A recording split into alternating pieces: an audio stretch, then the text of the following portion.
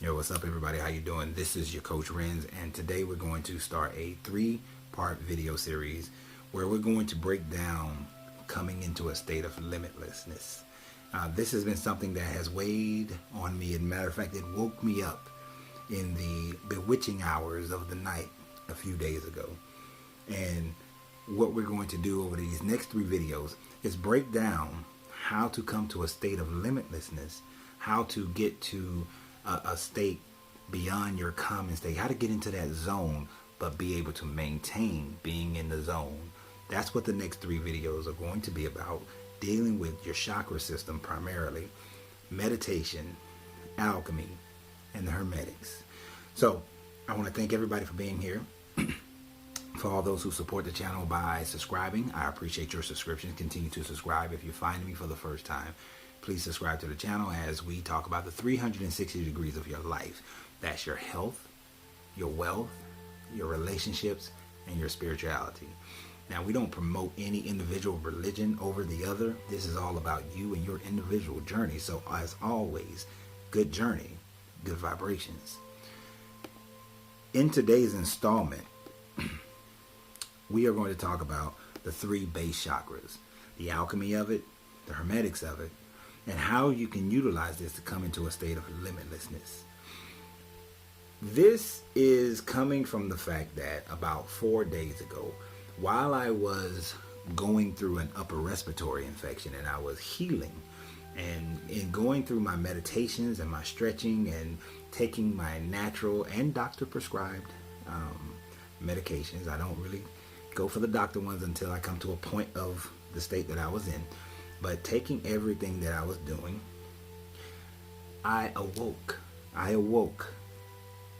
on Friday night, Saturday morning, during what's called the bewitching hours. During that time frame of that 3 o'clock, 4 o'clock time frame.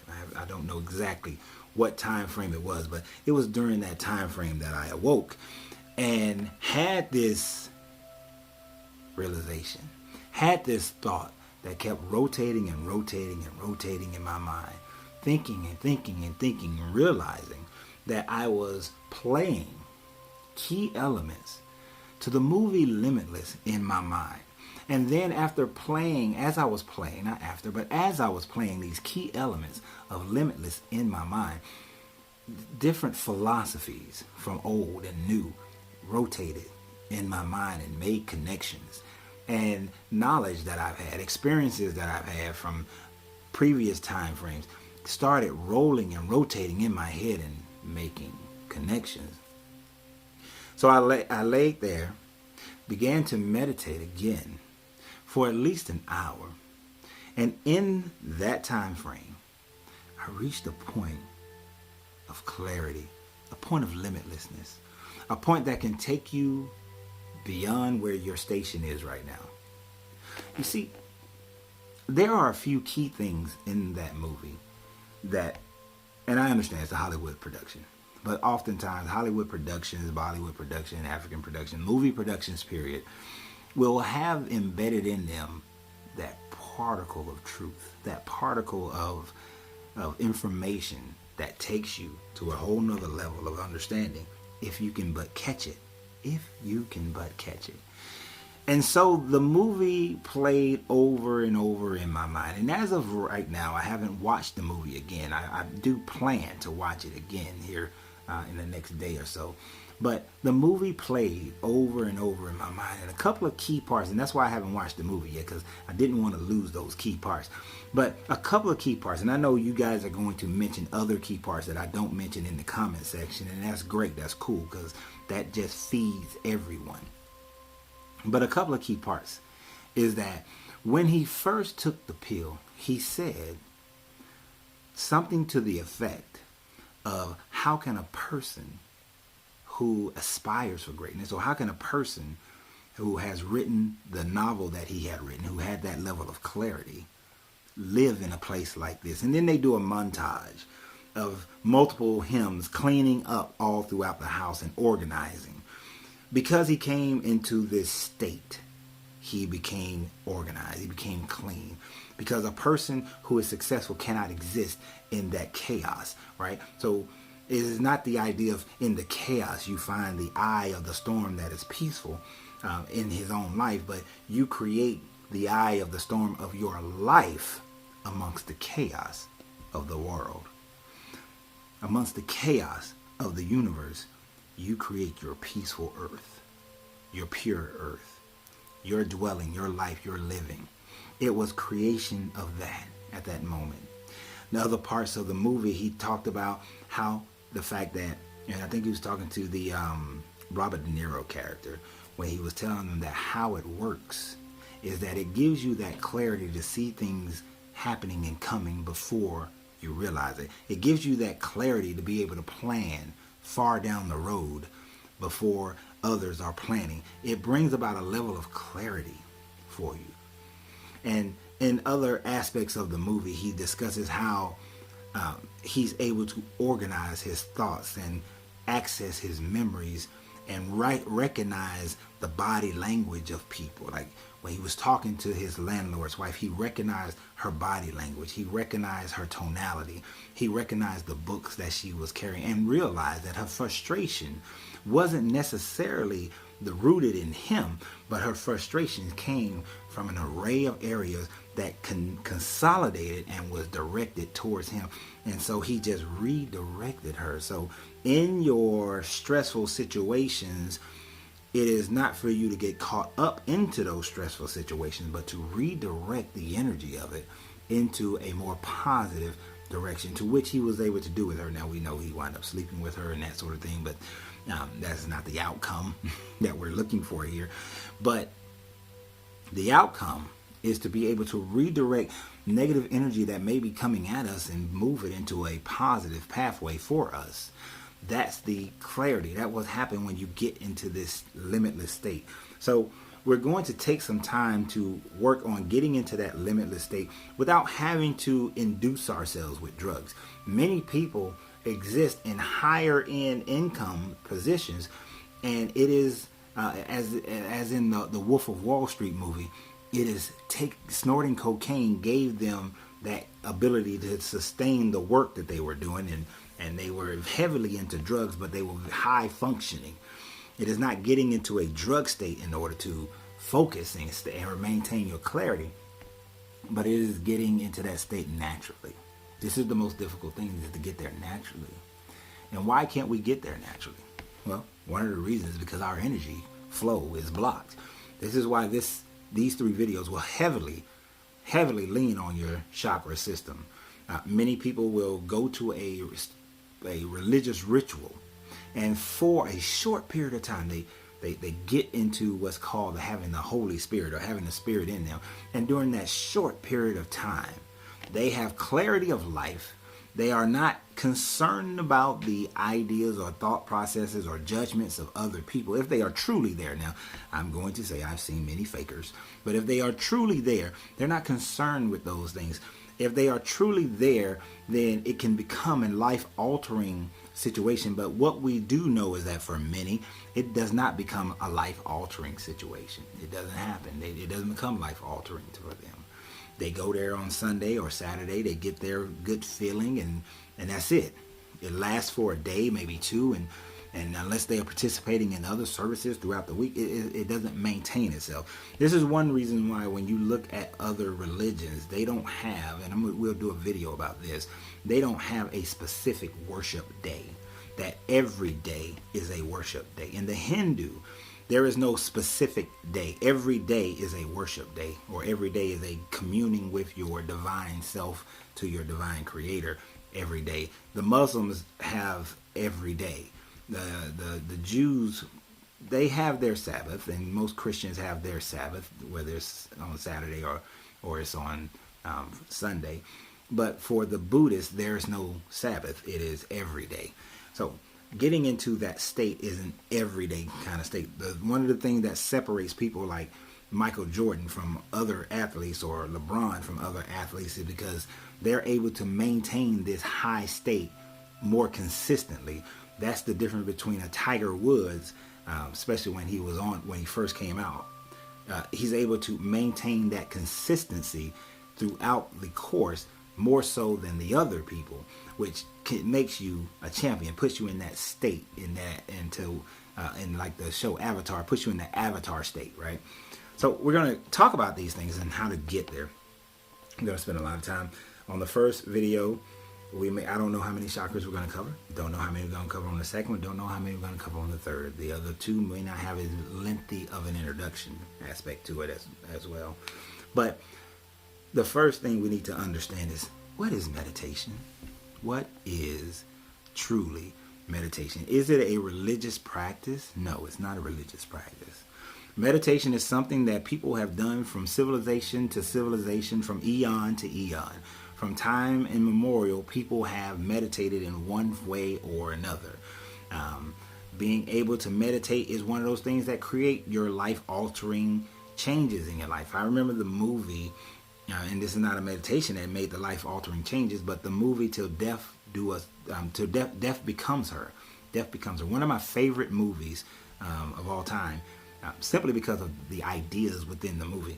But in that movie, it showed that the Bruce Willis character had lived the basic, rudimentary, rut-driven life that most people exist in today. But after going through that experience of seeing the potion put into the lady's hand or drinking it, and then they've been able to go through things that would kill a normal person, and they survive it and they keep living. And then him having to, fix them up all the time, and then meeting a whole group of the undead. It was after that, in his 50s, that he changed his entire life. That he all of a sudden became a mountain man, scaling different mountains, going on different adventures, living the life that he could have always lived, but he chose not to live them because he was stuck into the paragon, the matrix that we all pretty much live in, unless we make a change in, unless we carve out our eye of the storm in the chaos of the universe. So one way of doing that is through meditation. I'm not going to say it's the only way, but one way of getting there, the easiest roadmap is through deep meditation. I could say that the easiest roadmap is through knowledge and learning, as the Gnostics would say, that the Gnostics used to teach before they was pretty much wiped out, that the way that you find your divinity and get closer to the creative energy of source is through knowledge. But we know that today that knowledge is not the only, knowledge doesn't necessarily mean you're going to get there. And knowledge is very based on your belief more so than actual factual. So although we can have knowledge, we know that there are those who have knowledge, but they don't have the practice of that knowledge. There are those who have knowledge, but they don't have the understanding of that knowledge. And without the understanding and the practical application of it, you never gain the wisdom. Therefore, you never change. You never live that life. You never get into the avatar state. You never get into the state of enlightenment. So we are going to go through one of the easiest and more acceptable ways of getting there, which is through meditation. Meditation is not you sitting still and clearing your mind. Know this, you can never clear your mind. You will never not have a thought in your mind. Your mind constantly is thinking. Your mind has hundreds of thousands of thoughts daily. It is a never-ending kaleidoscope of thoughts. Even when you're asleep, your thoughts become your dreams, or your brain is still actively thinking. It never shuts down. So it is not being able to clear your mind and not have a thought at all. Even in the movie Matrix, when they went into the where everything is white, you still have the presence of the individual, the consciousness of the individual, whether it's Neo, whether it's Morpheus, whether it's Trinity, whomever it is. When they came into that area where they get the loading program, they're still themselves. There's still the presence of them. Without the presence of them, there is nothing there. Your mind is always functioning. Your thoughts are always going. You cannot stop your thoughts from happening. So meditation is not being clear of thought. Now, what is meditation? Can it be that you maintain one thought? Sure. Getting to the level of understanding and maintaining one thought is a strong part of meditation. And to be able to do that is an amazing thing, because when your mind is jumping from one thing to the next thing to the next thing to the next thing, that is what the Buddhists would call monkey mind, having a monkey mind. The Hindu would call it the monkey mind as well. But that is having monkey mind, because you're jumping from one branch to the next branch to the next branch. You're constantly moving. But it is not even the elimination of the straight thought or the different thought. Because if you're able to get to that point where you meditate for a minute, and in that minute, after a minute, thought comes through, it is not the repulsion of that thought immediately, but let that thought pass through on its way and let it go. Right? Let it pass. Don't dwell on it, but let the thought. Don't get so aggravated at the fact that you weren't able to maintain the perfection of the one thought. Let the thought come. Oh, I had a banana today. It was good. Okay, moving back along. Back to my thought. Oh, yeah, I got to pick up some groceries today. Got a list already. Let it go through. Let it pass on. But continue to allow the thought to pass on through. But don't let the thought stop. And then you begin to dwell on the thought. Many will then repulse the thought by trying to push it away. But just let it flow through. There's the old story of the Buddhist monks the young monks were watching this older monk who was able to cross this torrential river. And they finally asked the monk, how were you able to cross where so many others have died? Because even when the monk was in the water, they thought that he was dead. But the monk said that when he enters the stream, he allows himself to go with the flow, and he eventually ends up on the other side. So when you fight against it is when you never get to the other side. You have to stop fighting against it and realize that if you go with the flow of energy, you will get to the other side. And in doing so, you begin to understand meditation. Now, Abraham Hicks teaches that you should start with 17 seconds. Try to focus on a thought for 17 seconds. And then once you're able to accomplish that consistently, you progress to double that. So you do 64 seconds, and then you double that, and so on and so forth as you get better. It's not a bad system at all. It's not a bad system. If that's a way for you to go, then go that way. But as you go that way, what I want you to be able to do is have a focus. Now, you do need a place where you cannot be bothered by people or too many sounds. You need time. And you just need to sit comfortably. You don't have to sit in a yab-yum position. You don't have to sit in any kind of cross-legged this or that. You could be sitting in a chair. You could be lying on the floor. There are many different positions that you can take that is comfortable for you, so that you don't begin to think about the pain of the position you're in. Now, if you want to get to that point where you're sitting with your legs crossed over and whatnot, then do meditation and stretches to get you there as well. But to meditate is to take that time to grow yourself. To meditate is to take that time to dig deeper into self, to know who you are, to find your divinity, to find your Godhead, Goddess inside you, to allow your two winding serpents of wisdom to come to your pineal and fly into the wings of Mayat. That is the purpose of your meditation, to get to that point of clarity, that point where your emotions aren't ruling you, nor is your reasoning, but they are actually the two that acts as one, joined together. You see, in the Gospel of Thomas and in many other writings of old, it says that when the two become one and stand with no doubt, then they will tell the mountain to move, and the mountain shall be moved. Now, many think that this is two individual people, and it can happen with two individual people. But before it can happen with two individual people, it has to first happen with the two inside you. The two inside you must first come into agreement. Who are those two? Your mind, because your mind can reason itself out of something, and your mind can cast doubt. Your heart can emotionalize yourself out of something, and your heart can be filled with doubt.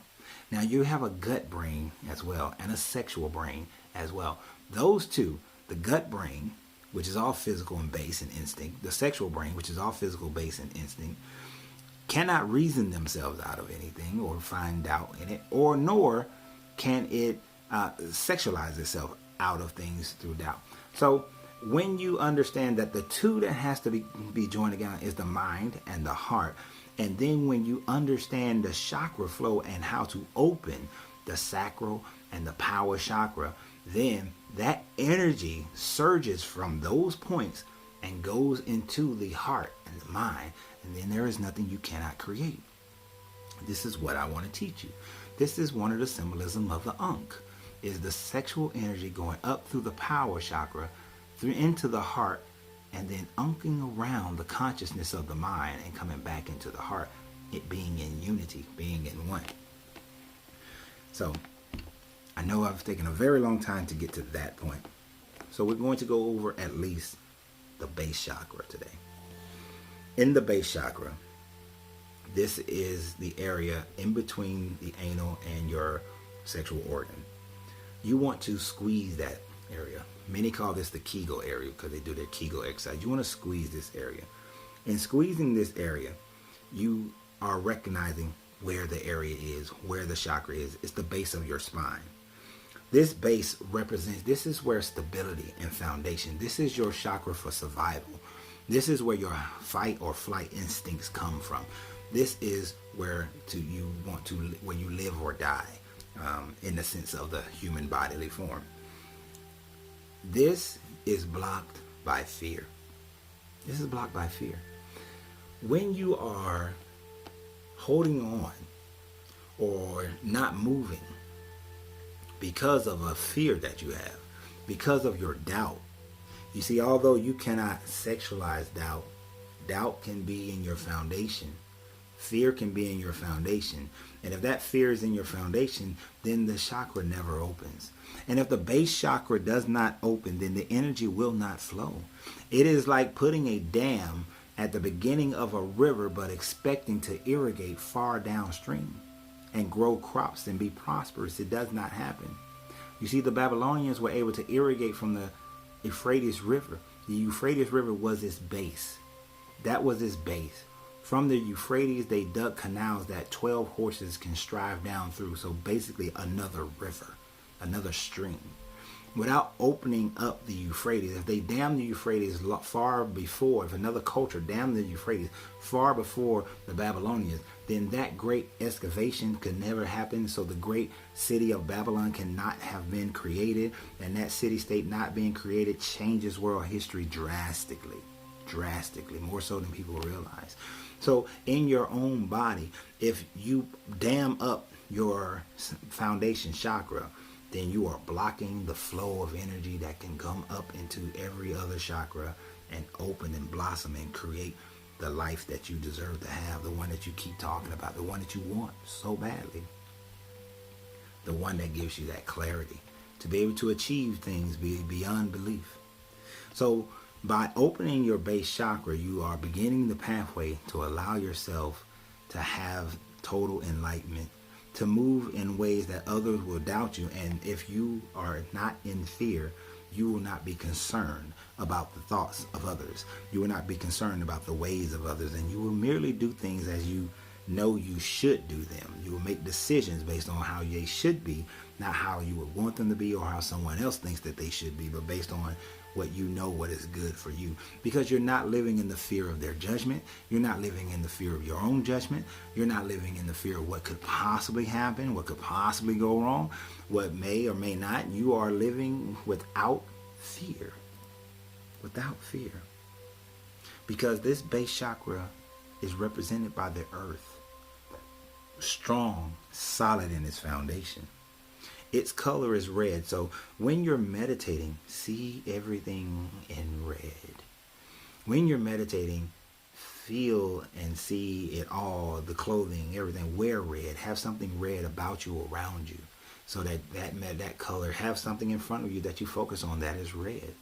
And in this meditation, you're going to take a deep breath in, squeezing that chakra. You're going to squeeze it. Imagine the air coming in through that chakra, coming up through the body and out the mouth. The prana of that energy goes into that chakra, just the good prana in, up through your chakras, nirvana, out of the mouth. Prana is the life energy of breath coming in. Nirvana is the releasing. Prana is the grabbing, the holding. Nirvana is the releasing. You cannot hold without releasing. If you hold as in holding your breath, the toxicity in your body builds up. And when that toxicity builds up, there is chaos. Your body goes into chaos. Think about it like this. In a relationship, if you're holding on to a hurt that a person is giving you, and you're holding that hurt, and you're holding that hurt, and you keep holding it, eventually it builds up a toxicity in the relationship where the relationship is destroyed because you never release the frustration you have with them leaving their shoes by the door. You never release the frustration with how they talk to you. You never release the frustration of how they don't keep the house tidy. You never release the frustration of how they don't treat you with kindness. You never release the frustration of whatever it is that just bugs the hell out of you. You never release that frustration, so it creates a destructive environment. So although there is greatness in the prana must be released into nirvana. So breathe in through your root chakra. 3 breaths up. Hold your breath. Breathe it out and release. See your fears as you breathe in. See your fears, the things you fear the most, floating away into the nirvana. Let them float away. Let them fly away. Breathe in. Hold. Breathe out. You want to breathe in. You want to do this 3 times in the morning, 6 times in the afternoon, 9 times in the evening. 3 breaths, 6 breaths, 9 breaths, 3, 6, 9. That is your homework to research 3, 6, 9. I know this has been helpful. The next videos we will talk about the sacral chakra and the power chakra, at least, and probably your heart chakra. I want to thank everybody for being here with me. Continue to support the channel through many different ways. I appreciate you guys. Remember, you got to be yourself to free yourself, because your greatness is non-negotiable. Good journey, good vibrations.